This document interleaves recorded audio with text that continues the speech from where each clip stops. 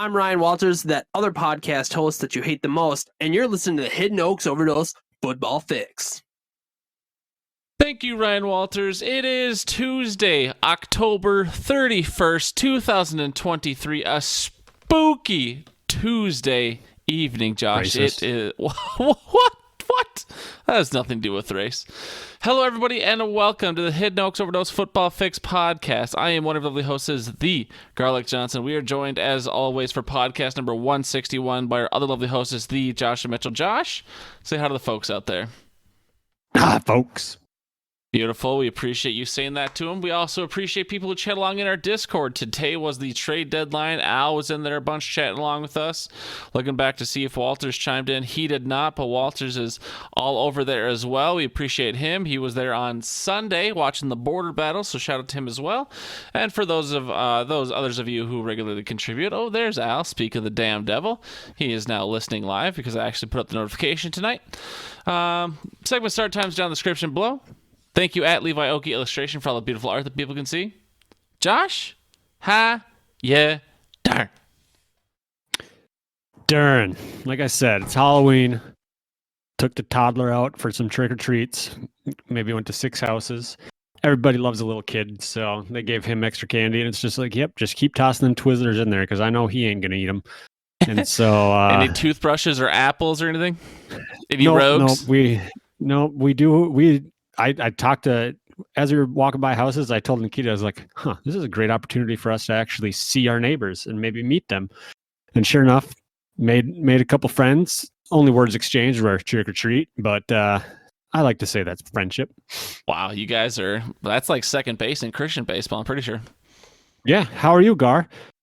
Well, I'm pretty good. Since our last podcast, we did that on Saturday morning, and then of course we had Jesse's lovely wedding on Saturday afternoon. I was curious, how you felt the event went. Obviously, you're a little different animal these days, not quite the party animal you used to be. I think you wanted to leave around 8, and then I had us take a group picture at 8:30, so I pretty much trapped you there for another half an hour, and then you guys immediately left after that. But yeah, I don't know. Well, not immediately. We took the group picture. We hung out a little bit longer. We went out to check some speakers. Yeah, we had to check the speakers real quick. Little fireball action. Some Whitneys were pink out there. But I mean, you know what I mean, though. Like, you're. How does it feel? I guess I don't know how many weddings you've gone to sober. But like, how does it differ? How do you experience the event? Being someone who is much more chill these days versus the wild animals you saw before you, like Jesse. I'm trying to think. I don't know if I've ever gone. Nope, I'm lying. I did go to a wedding a couple weeks ago sober. A little bit of a different animal because we got to bring Asher to that one. And it was with my dad's college friends' kids, like her twice removed. Yeah, his college friend's daughter got married. So it's like, I'm not going to go wild when my dad and all his friends are there. That's for them. And so, I was just mainly watching Asher. And there were a couple times during the night where I'm just sitting there. I'm just like, you know what? That crown apple with cranberry sounds kind of good.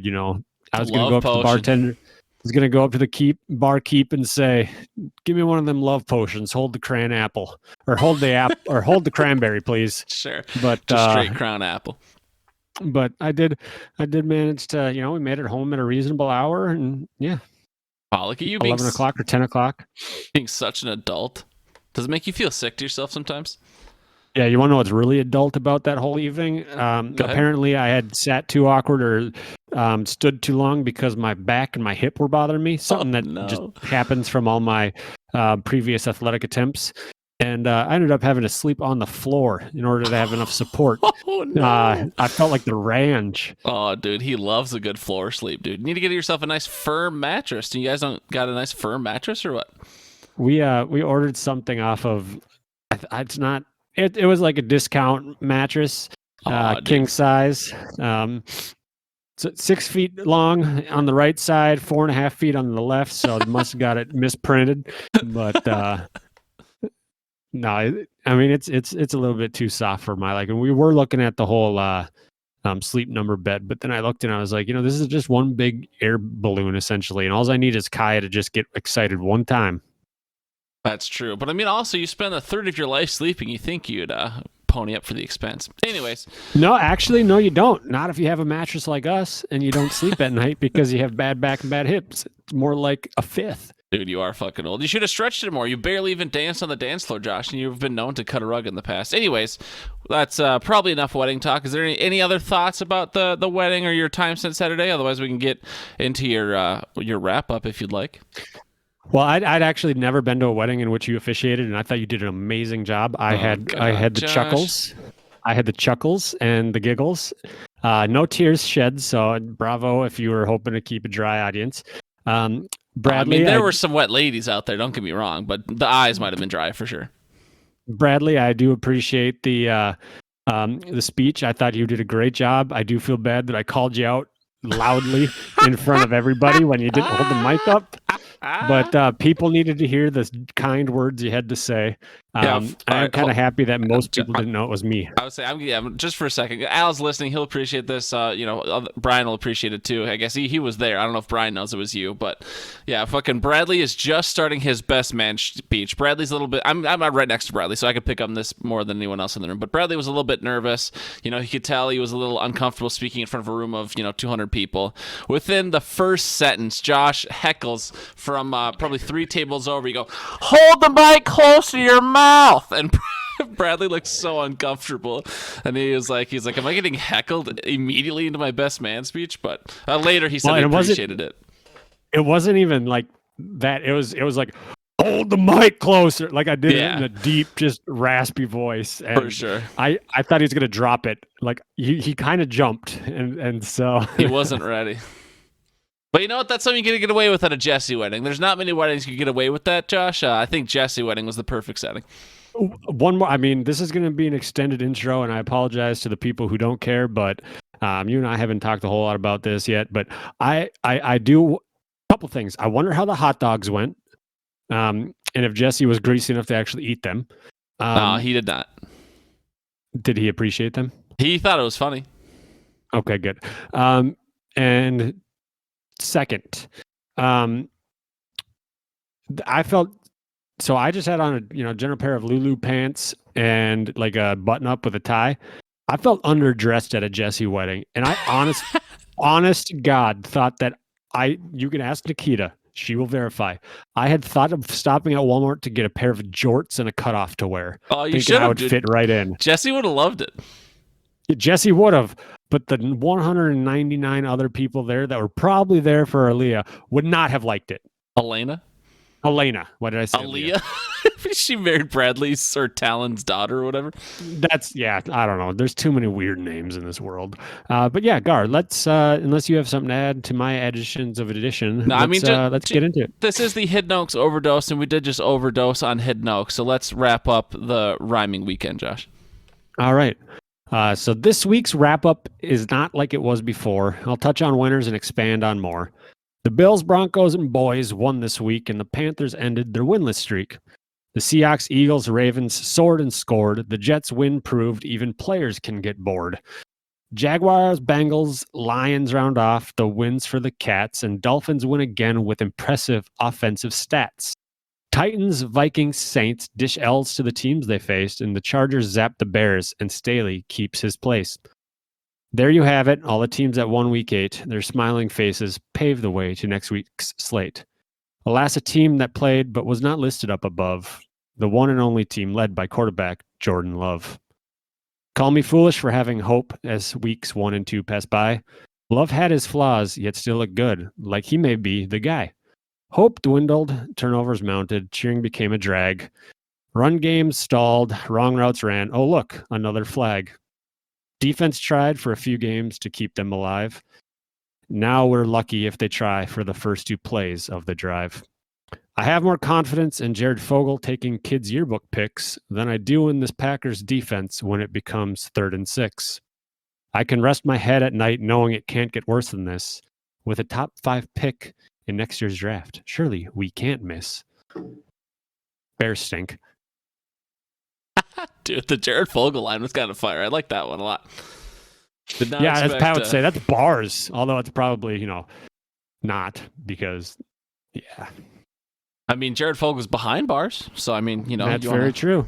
Hey, for taking kids' picks. Double me. I mean, did he take the kids' picks, or was he just in possession of them? I don't know. I don't know. Let's hope we never know, honestly. I don't want to know what that man was doing. But Josh, when I started this podcast approximately 10 minutes ago, I did not think we'd be talking about child porn, but here we are, Well, that just got flagged. His name is Garlic Johnson. Yeah, on Johnson Street. I do mark it as explicit. This is an 18-plus podcast. They should know. Rated R.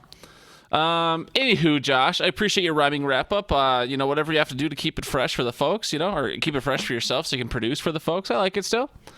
How'd you feel about it? The continuation of the Jared Fogle talk with the keep it fresh. Subway, eat fresh. I mean, he's got a $5 footlong for me, I heard. Ouch.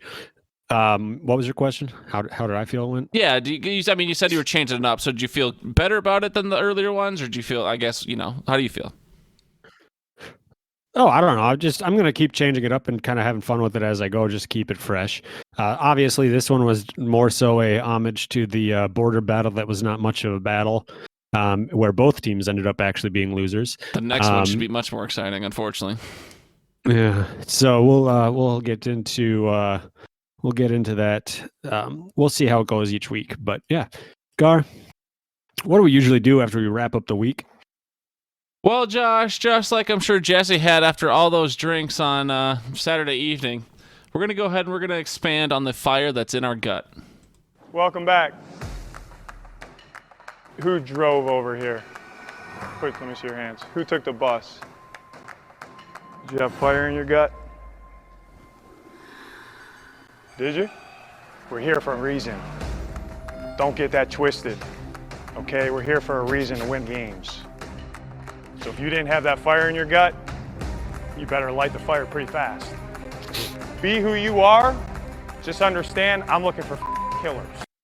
Woo! That gets me fucking going, Josh, every time. Keep in mind, this was put out. This wasn't like some leak clip. This was put out by the Arizona Cardinals social media team as a hype piece. They put that on the internet intentionally.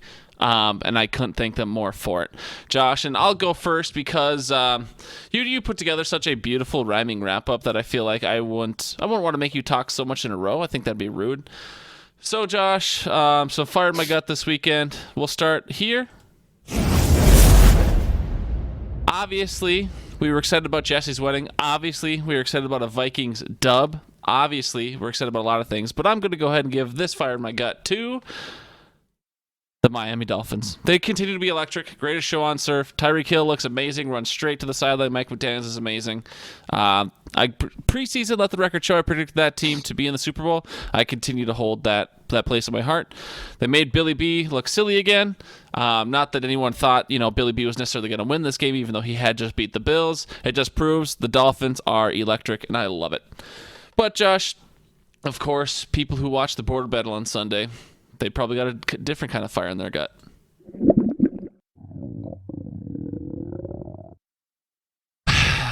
And that fire in my gut is brought to me by Kirk Cousins, unfortunately. Pretty much an Iron Man. Man tears his Achilles. Viking season in jeopardy. Some already saying it's over. We'll see what Jaren Hall can do. We've got Josh Dobbs on the team as well. Maybe Nick Mullins comes back, although I would assume not. At least not until much later than anticipated. It's unfortunate. Say what you want about his play. Say what you want about his, where he ranks among the current NFL starters. The dude's a guy, okay? And even, his most unpopular time was the COVID thing, but, at least he didn't handle it in a Rodgers fashion. He's like, I'm not getting the shot. I'm not telling anyone else what to do. And, it got pretty quiet after that, whereas Rodgers is still talking about it to this day. Kirk's a good guy, is the moral of the story. Kirk's a good guy. He means a lot to the community. He means a lot to the team. Many players were tearing up afterwards in the locker room and such. It's just, I don't know. A bad thing could happen to such a nicer guy. And that just, that makes me sick to my stomach. Josh, you got any fire in your gut this week? Yeah. I have one written down, but I'll just continue on. Yeah, it stinks to see Cousins go down. Obviously, Packers fan here, not a fan of the Vikings. quarterback did give me a look into the off-field antics of Kirk Cousins, and I like Coles, so therefore I like Kirk. And so it stinks to see. I watched the replay, and yeah, you could see the calf pop that everybody pointed out in Rodgers's. And so it just kind of, it stinks. He's a nice guy. Obviously, it seems as if it might be his last snap as a Minnesota Viking. And so you guys are going to be welcome to the, what the Green Bay Packers are experiencing for this long period of time of, quarterback turmoil. So we've been dealing with it for like 8 weeks. You guys are going to have to deal with it now for a while, since you guys have had stability there forever, it seems. But no, it does stink. Obviously, bringing Josh Dobbs, not the same. My big thing was, like, one of the first thoughts I had was, okay, so now we're going to see who the people who on Reddit were just bang pots and pans just to bang pots and pans, if they're going to change their tune. Because I have a feeling there's going to be a lot of people who go, okay, so Cousins was not that bad. Maybe we should have kind of cooled our jets a little bit on this one. Right. Maybe we could tame our own discourse just a wee bit. Yeah, because as far as like starting 32, he's probably top 10 easy. As far as just overall. And then this year, he might even be in the conversation for top 3, top 4, as far as like production wise. Yeah, he has his turnovers, but he was slinging the rock. He had a pretty hot start to the season. He was like top 3 in like yards, touchdowns, and something else. I don't know if it was completion percentage or what, but he was, or maybe QB rating, but he was top 3 in like 3 of the, flashy categories. So it's unfortunate. Will it be his last snap in purple? That's tough to say. It kind of depends on if Kirk changes his tune, because I think the Vikings, if they could draft someone, depending on how, Jaren Hall finishes the season or Josh Dobbs does or whatever, I could see them trying to get him back one more year. We draft a QB and then sit him, like draft a high QB and then sit him behind Kirk for one more year. I just don't know if Kirk will want to do a 1-year deal. Allegedly, he offered us like 3 years coming into the year, and we didn't want it. So who knows if it's his last year in purple. He could retire. He could go play somewhere else. Time will tell. But did you have a positive fire in your gut, or shall we move on, Josh? Nope. All right. We'll move on, Josh, then to one of our newer segments. This is where we reflect on our love for, maybe we could do it in honor of Asher. We reflect on Asher's love of Toy Story. And, of course, Asher wouldn't love Toy Story unless we love Toy Story, Josh. We wouldn't be showing that kid Toy Story unless we knew we loved it in our heart. So it's an homage to Asher. It's an homage to us as kids. But it's Toy Story 4, Josh, and it's Forky. Hey, Forky. What were the Giants saying as they looked in the mirror in the locker room after letting the Jets tie with 1 second to go in regulation and then letting them win in overtime? I'm trash. Forky, what was Michael Jordan saying as he watched Patrick Mahomes trying to play a flu game? Trash? Forky, what did Jordan Love tell Jimmy Garoppolo after he missed Devontae on 2 wide open touchdowns? You're just like me. Trash. Just can't win. Thank you, Forky.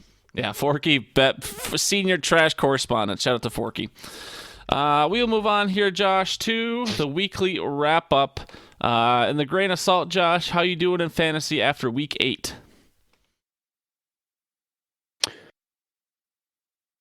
I plead the 5th. That good, huh? This week I went 5-4. That's not that bad. Lost against the median in Victoria's Secret. Again, it's 5 in a row. Tough, brother. So I'm 8-8 in that league. If we were still doing head-to-head, I'd be 6-2. So the median has not been kind to me in that league. Lost in the redraft to you. Lost to the median in the redraft. Had a down week. Won in the champs branch and median. Lost in butt sweat. Won in Dynasty, and I won in the Deflate These Balls League against you. Yeah, dude, I can never make the right start decisions with Alvin Kamara, Jonathan Taylor, Josh Jacobs. I just can't pick the right combination of 2, it seems, every week, but I don't think I would have won either way. But overall, 5-5. Based on the intellectual property of Joshua Allen and Bunker Incorporated, 255 wins, 185 losses, 58% win there. So, Gar, how about you? How do you do? Oh, Josh, I went 6-4 on the week, similar to last week. Not my best week, but still above 500, I guess. But you can see this, no one else can. But we're starting to see red at the top. And we don't want to see red up here because this is where all my money was invested. And I've lost 3 in a row in the most expensive league, and it is not pretty. We lost easy. Josh is meddling with the spreadsheet live. How dare he? But 6-4 on the week. Just using the records as they appear in the apps. I'm 57-23 on the year, so 71.25 winning percentage. Pretty good. Still alive in both guillotine leagues. Have officially made top 10 in both guillotine leagues, so that feels pretty good. One more week and I will have made it halfway-ish. Or where do they go? 17 weeks? So I guess I've already made it halfway. Either way. So that feels pretty good, but we're starting to get worse on the win-losses again. If I were to play every team this week in every league, I would have gone 69-35. But I'm being carried pretty heavily by my bottom teams. I went 11-0 and 10-0. I went 10-0 in both guillotine leagues and 11-0 in the BSB. Ended Mika's 7-0 streak. Suck at Mika. He's going to win the championship, but I can say I beat him, so that's always, I got pride points there, right? But overall, sorry, I just hit my mic. I'm 588-301 using the intellectual property of Josh Allen Bunker Incorporated, so that's a 66.14 winning percentage. And again, I'm seeing too many L's in my top leagues. I was really planning on my top leagues to bankroll everything else. And right now, it's not looking too pretty. We're definitely on the downward trend, and I don't want to see that anymore. So we're going to need to turn some things around here. But overall, not doing that bad. Shout out to Audio Al for also ending a 7-win streak in the Deflate These Balls League. He defeated Foster. Took down. I think Foster's going to be the future champ as well. So I'll keep that feather in your hat.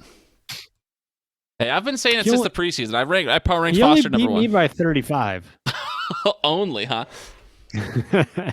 Also, while we're on the topic of Deflate These Balls, I'm guessing you got the text message from Al about Josh J and his brother. That is awful. Holy shit, dude. So yeah, obviously I didn't even respond because I didn't even know what to say. Like, what do I say? Yeah, I don't think I've ever even met the Josh Johnson, but it's like, Jesus. I don't think I have either, unless it was at like a turkey bowl randomly. But it stinks. Obviously, we'll be accommodating to his team while he's away, if he's away. And so I'm not stressing too much about it. No, I mean, I wouldn't even be mad if like he just said, "Al, set my highest projected lineup every week,k," or he wanted someone to take care of his team. That's kind of what I was. That's kind of what I was thinking would happen. Obviously, yeah. There's a few things more important than fantasy football, for sure. And that would be one of them, without question. Yeah, shout out to Al for letting the people know. That sucks a lot. Don't even know how to transition out of that. Thank you for bringing it up, but also you're welcome. Do the I was just kind of hoping we'd end 3 right now. Just end the pod. Yeah, so FanDuel top 3. We've got the top 3 weekly totals. We've got Derek with a 151.86. So he has now been I think he's been the top scorer 2 weeks in a row now. Next, we have Sky Boosters with 117.48. So a big drop between the top 1 and top 2. And then Al, just right behind Sky Boosters with 116.1. Our top 3 leaderboard is Derek with 662.8. He jumped up about 45 points to his total with his big week this week. Then we've got Levi Oki, who has not changed at all. I believe he has just moved down a slot to second, and he's 632.04. Bingo. And then there's a new third place, me, 619.68. I gained 10 points with my week last week. Kicked me out of the top 3, Josh. What the fuck's your problem? Well, now you can kick me out next week. Perfect. All right, Josh, are you ready to do a little shopping? What are we shopping for? Well, Josh, according to I was reading a Snapple cap earlier today because I'm a Snapple fan, and I don't know if you knew this, but for a pig to legally be considered a hog in the United States, it has to be over 120 pounds. So I learned that, Josh. And with that, we are actually going hog shopping, Josh. Bacon? You don't put bacon in your body. Why not? The worst thing you could put in your body. I love hog. It's fried fat. I eat everything on the pig except the squeal. Oink.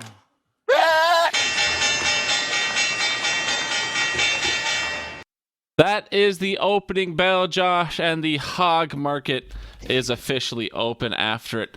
We buy or sell here. We don't hold. We don't wait and see. We simply buy or sell impulsively. Josh, Will Levis, rookie quarterback out of Kentucky.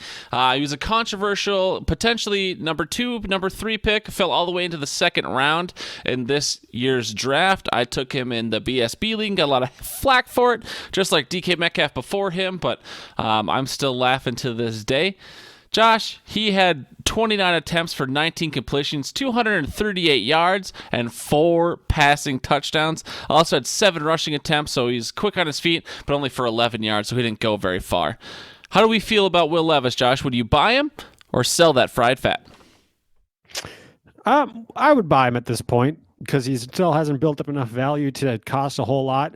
In Dynasty, I don't think just one big game like that might get people to actually be willing to move him, but you wouldn't have to like give up a whole lot of capital, I wouldn't think. In redraft, he's probably on the waiver wire, so yeah, I'd probably toss in a bid for I'd toss in a few bucks. Okay, so obviously in redraft, there's not much of a sell option, but in Dynasty, you wouldn't try and flip him after one game? No, I don't think. It would take a special kind of person to like sell for his max value after one game. Okay. All right. So Josh, you said it was everything on the pig but the squeal. I eat everything on the pig except the squeal. All right, Josh. Next on the list, we have someone who has been stinking it up for most of the year and had potentially his breakout game of the year. We're talking Commanders receiver Jahan Dotson. He had his regular 80+% snap percentage. He had 10 targets with 8 receptions, 108 yards receiving, and 1 receiving touchdown. Pretty efficient, 10.8 yards per target, 13.5 yards per catch. Josh, he's stunk all year except for this game. Will you try and sell him now and sell him high? Or do you think it's time to buy Mr. Jahan Dotson before he explodes? I would try and sell him. Contrary to what I just said with Will Levis, I do think that selling him now is going to be the best play for him after one good game because he's shown that he can do it, but he hasn't shown the consistency, and that's yeah. All right, so Yeah. Jahan Dotson. It's fried fat. Would your answer be the same regardless of redraft or dynasty, I guess? Yeah, I don't want him on either of my teams. Okay. Moving on, Josh, to tight end for the Arizona Cardinals, Mr. Trey McBride, second-year player out of Colorado State. He is now the starter down in Arizona because Zach Ertz went on the IR, I believe, or at least he's banged up. I'm not sure if he was IR bound or not, but he had an 82% snap percentage, so he was by far the starter without question down in Arizona. He had 14 targets, 10 receptions, 95 yards, and a touchdown. Not quite as efficient as Jahan Dotson was, only 6.8 yards per target, 9.5 yards per catch, but I mean, that's pretty good for a tight end. Even in just standard scoring, that's 15.5 points with the 95 yards and the tud. What do we feel about Trey McBride, Josh? 10 points if you're playing full PPR, just in receptions.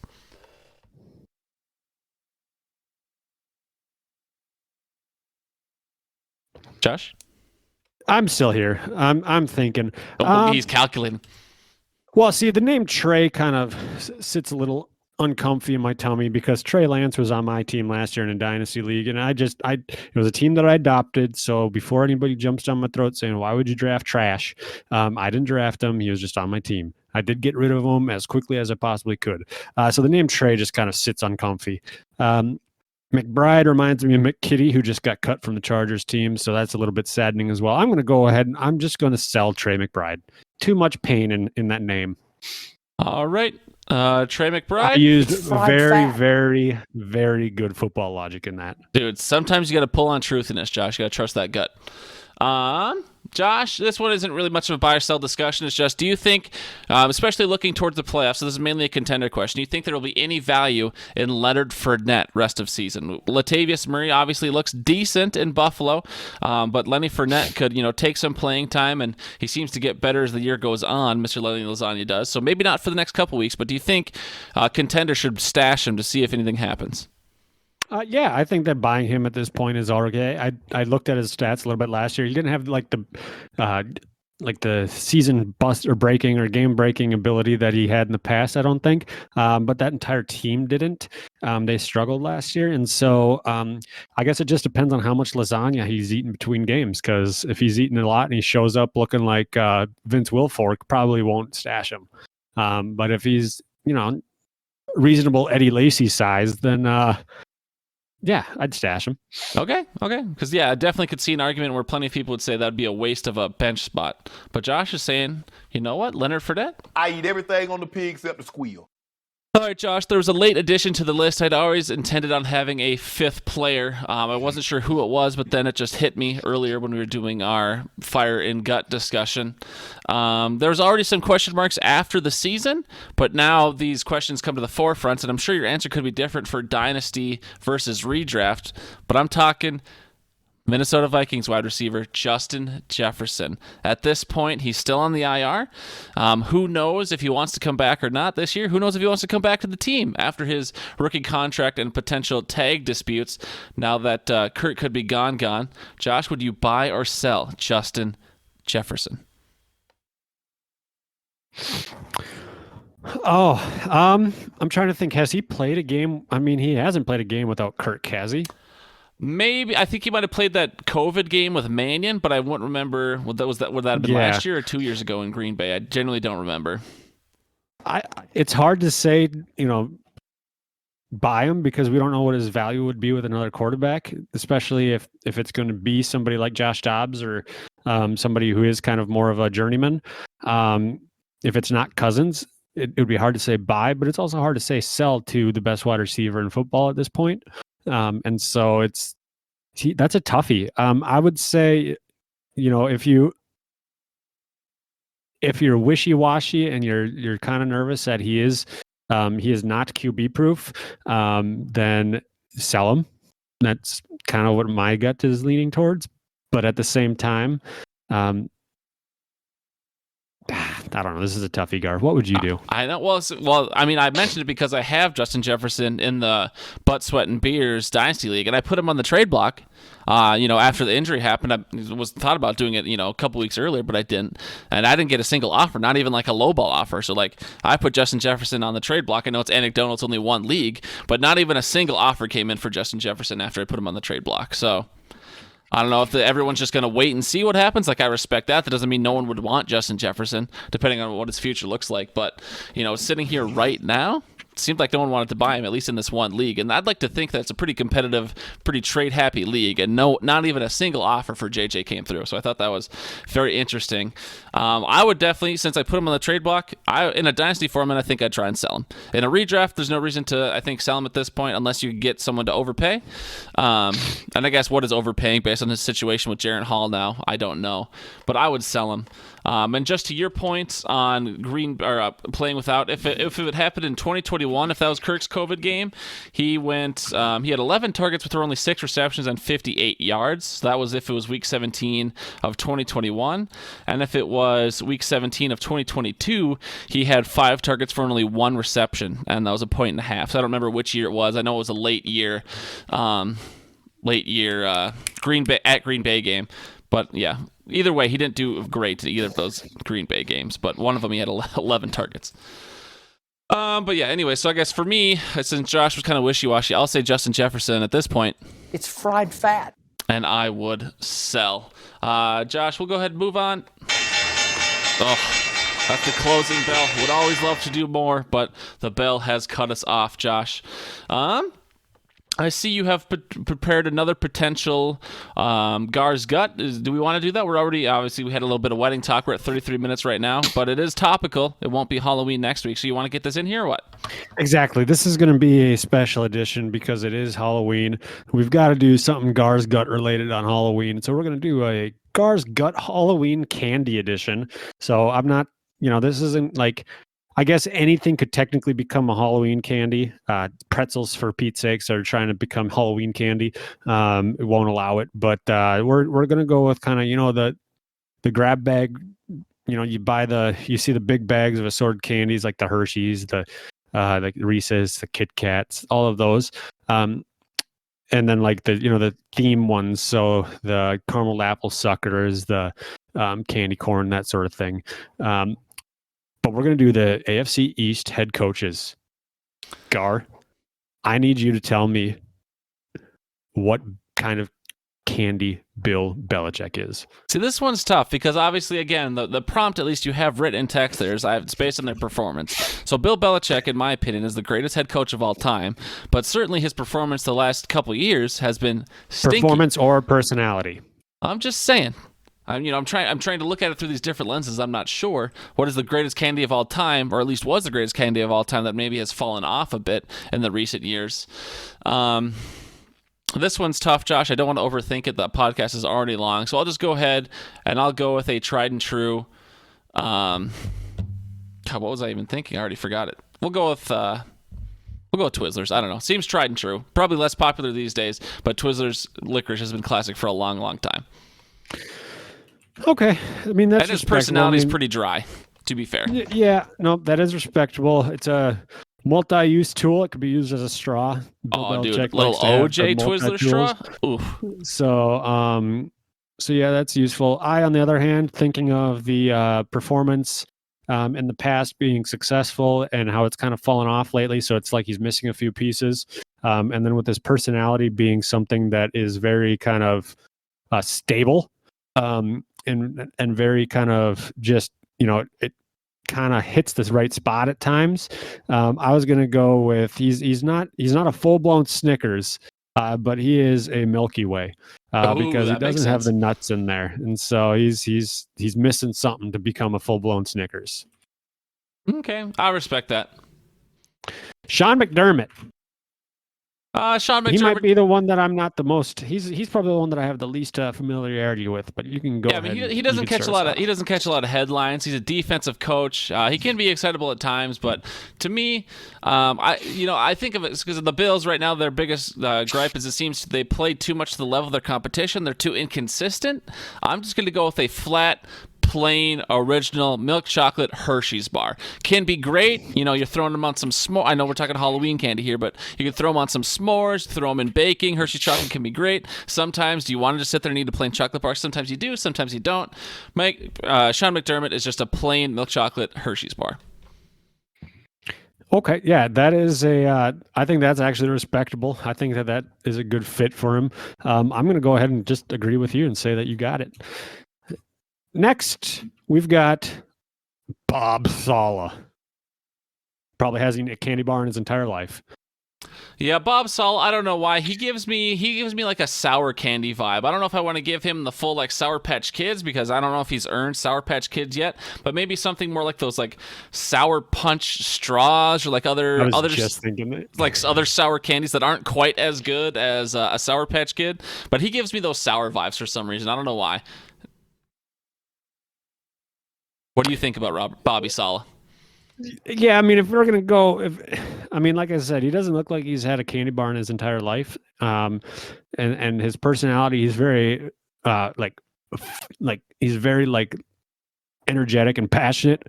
And so I'm actually thinking hot tamales because it's not a candy. Yeah, it's not necessarily a Halloween candy, but it's like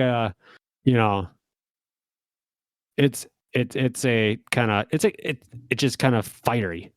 I like that. I also, amending my answer just a bit. I don't know if he ever wrestled or not, but he's like you said, he's probably never had candy in his life. But if he did when he was younger, for those who know wrestlers, sometimes spitting is a very heavy regimen of theirs. They use Skittles or other things to put in their mouth and just let them, fucking drool out saliva for a long time. So he could be a Skittle or a sour Skittle.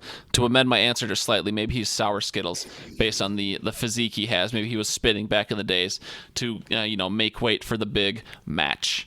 Last but not least, Josh, we have more of a new kid on the block, Miami Dolphins head coach Mike McDaniel. And I'll let you go first this time because I already know what my answer is, and my answer is correct. So I'm curious how wrong you're going to be.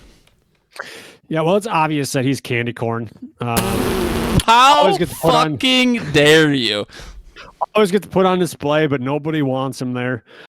Just an absolute travesty to be called candy. What's your problem? No. I'm just kidding. Honestly, I'm having a hard time with Mike McDaniel because I have the right answer. Just wait. I want to hear what you have to say, and then I want to see if it sparks any creativity out of my mind. Well, sure, Josh. I'm not even sure if you're familiar with this candy because it has become very popular within just the past maybe 2-3 years or so. But Mike McDaniel, being very similar, only becoming popular within the last year, maybe 2 years, worked his way up to be the run game coordinator for the 49ers and now is a head coach. So that's more of a new kid on the block vibe. He's still very good, very exciting, very tasty. Mike McDaniel is, of course, Nerds Gummy Clusters, dude. A new candy, a spin on the old Nerds rope. You get more nerds and less rope. He is obviously Nerds Gummy Clusters, and there's not another right answer, okay? You actually, I've had them. I'm familiar with them. They're delicious. They are great. They are kind of a twist on an old candy. Kind of the best of both worlds. I do think that is a good fit there, but I'm going to stick with candy corn. He's just corny and doesn't necessarily belong. All right, Josh, we're going to make your fucking I'm just kidding. No, if we're going to give candy corn to anybody, that's Josh McDaniel. That'd be great, honestly, for Josh McDaniels. Oh, shit. All right, Josh, we are plenty over, and Al already said, he liked Gar's Gut as a one-offer, so now we've done it 2 weeks in a row, so I'm sure we'll be hearing about that in the fan mail or in the Discord, which you could, if you'd like to join our Discord and see Al pull us apart for doing Gar's Gut 2 weeks in a row, be sure to click the link in the bio below, the description below, to join our Discord and watch Al eviscerate us. But, Josh, we'll go ahead and just get out of here. No pomp, no circumstance. Anything else you want to say other than go Packers? Otherwise, say go Packers and we will leave. Go for a top 3 pick Packers. Go Packers. Al, I will be on the Xbox shortly if you want to play with just 2 people.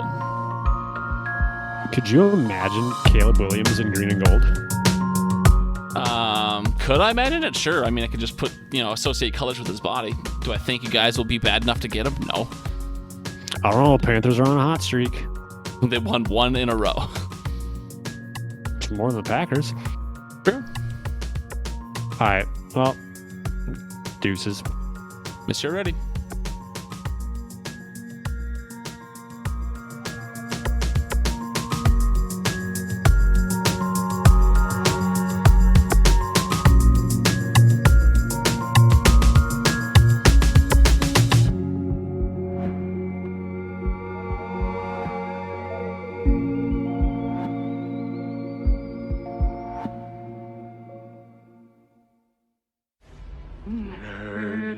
You're a fucking nerd. You're a fucking nerd. And no one likes you. No one likes you. Go and give me a little something, something. Yeah, something, zest. Beautiful.